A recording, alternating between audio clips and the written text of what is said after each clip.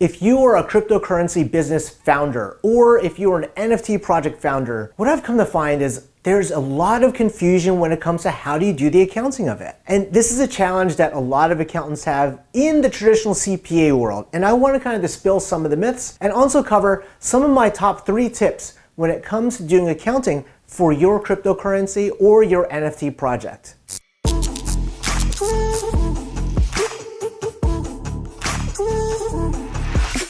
Hey, how's it going? My name is Eric.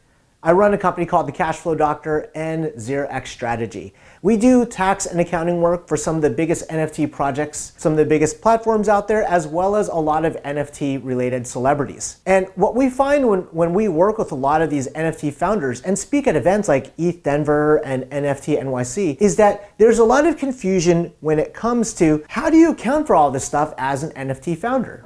So what I want to cover is my top 3 tips that every founder should be looking at as they're running their business. And these 3 tips, if you implement them properly, will save you a tremendous amount of time and give you a lot of clarity on how to operate your business. Number 1, you want to be able to track income and expense. And this seems such like a fundamental principle of accounting, but it's something that a lot of founders don't really consider because they're so busy building a project, dropping a token, all these things, but you need to know at the end of the day how much revenue did you bring in and how much expense came out and what is your net profit. So one of the biggest confusion or points of confusion for a lot of even just accountants in this space is how do you take the information from the Ethereum network and convert it into a format that, our traditional what we call ERP or accounting softwares can read. And you see some companies use a smattering of different Google Sheets and Excel spreadsheets, and it's a disaster. I like using 2 tools specifically for many of our clients. One that's called Gilded.finance. I'll throw a quick image up here. Gilded.finance is a really neat plug, really neat SaaS product or tool that takes the data from the Ethereum network and translates that Etherscan data into a format that QuickBooks, which is the most common accounting software that most people use, can actually be able to read. And it pushes the information in, so now accountants can go in on the back end and then actually reconcile or categorize expenses, report income, and also track capital gains of the tokens as you purchase and sell the token. Really important. And this is a great combination tag team, like wrestling tag team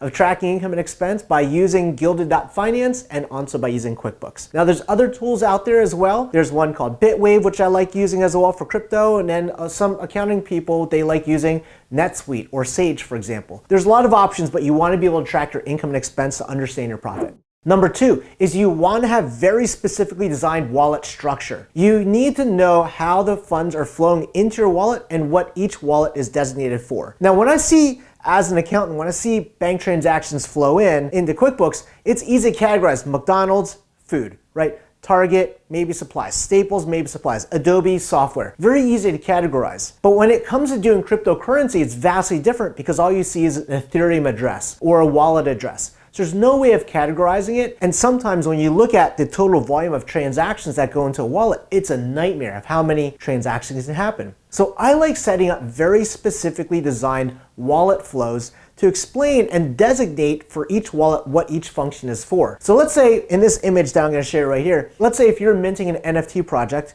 you're going to use your deployer wallet to take in all of your primary and secondary revenue, right? From the mint and secondary royalties that come from OpenSea. And then you have an operations wallet where your expenses come out of, right? So your deployer wallet is purely for recognizing revenue. And that keeps it easy for the accounting process. Then you transfer funds into your operations wallet. Now your operations wallet is where you're gonna pay your contractors, your moderators, your developers, things like that. And then we could, by the counterparty, identify and determine, okay, what are these expenses for? And then from that operations wallet, you would have an intermediary exchange like Coinbase or Gemini or Kraken. And the purpose of this is to exchange cryptocurrency into US dollars or fiat so you can pay for other operations, right? And then finally, you'll have a fiat bank account. There's a lot of different bank accounts out there. We like using Mercury, but there's a lot of other really good crypto-friendly bank accounts that we'll talk about in another video. And this is where you could actually pull funds out to pay for payroll, salary, things like that, and pay for any normal operational expenses that can't be paid for in crypto.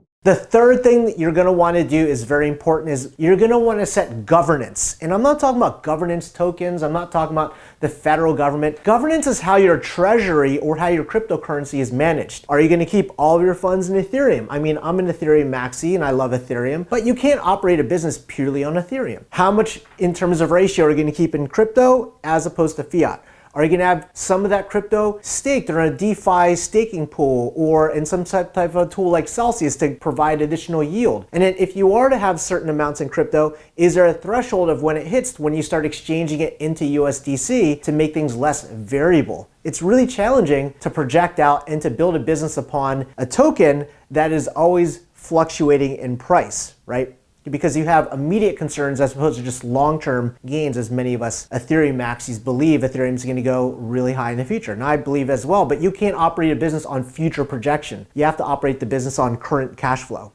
So these are my top 3 tips that every founder should be looking at, especially when it comes to the accounting, right? You're going to want to track your income and expense. You're going to want to have very specifically designed wallet structure to keep things clear. And then finally, you're going to want to determine governance, how your funds are going to be exchanged, who's going to handle the exchange, is it in a Gnosis wallet, all these different things. So again, my name is Eric. I run a tax and accounting company for NFT project founders as well as NFT platforms. We work with some of the biggest NFT projects in the world to help them with their accounting and finance. And we also help some of the biggest celebrities in the world who are huge NFT collectors in this space. Now I make videos here once a week. I would love to see you here more often if you come and join me. Don't forget to hit the subscribe button. If you got any questions, drop them in the comment section below. I would love to hear from you about that. And if you got any questions, holla at your boy, reach out to me. Enjoy the rest of your day and we'll have a great night, great evening, good time. I don't know. Take care.